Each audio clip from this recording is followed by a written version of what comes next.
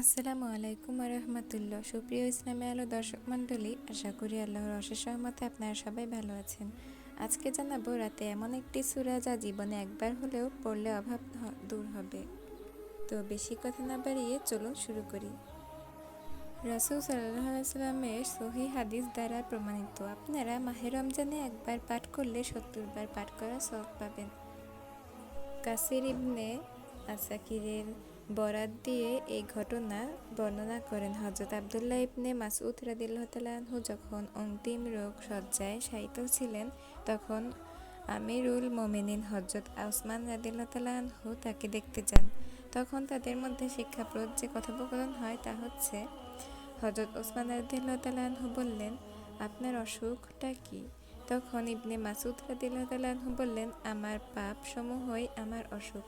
ওসমান রাদিয়াল্লাহু তাআলা আনহু বললেন, আপনার বাসনা কি? কি আপনার কামনা? ইবনে মাসউদ বললেন, আমার পালনকর্তার রহমত ব্যতীত আমার আর কোনো কামনা নেই। ওসমান রাদিয়াল্লাহু তাআলা আনহু বললেন, আমি আপনার জন্য কোনো চিকিৎসক ডাকব কি?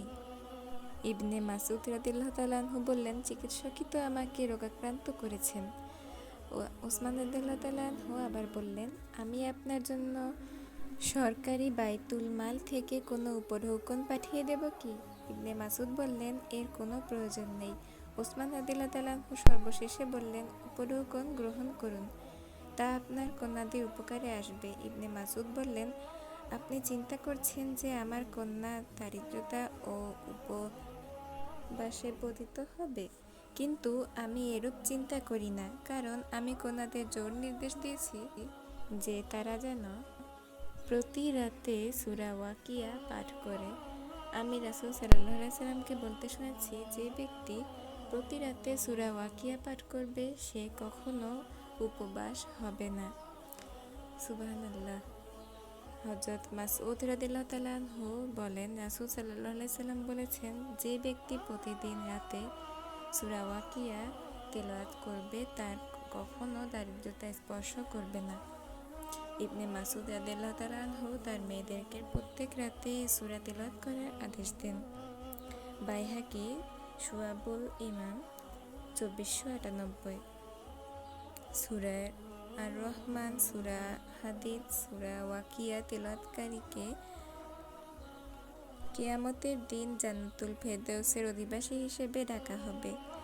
আরেকটি হাদিসে রয়েছে, সূরা ওয়াকিয়া হলো ধনাঢ্যতার সূরা, সুতরাং তোমরা নিজেরা তা পড়ো এবং তোমাদের সন্তানদেরকেও এ সূরা শিক্ষা দাও।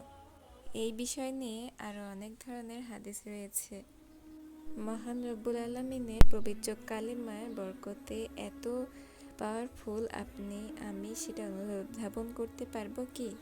তাই আসুন আমরা প্রত্যেকে সূরা ওয়াকিয়া প্রতিদিন সকালে পাঠ করি। যদি সকালে না হয় তাহলে রাতে আমরা পাঠ করি একবার। ইনশাআল্লাহ সকল অভাব আল্লাহ তাআলা দূর করে দিবেন।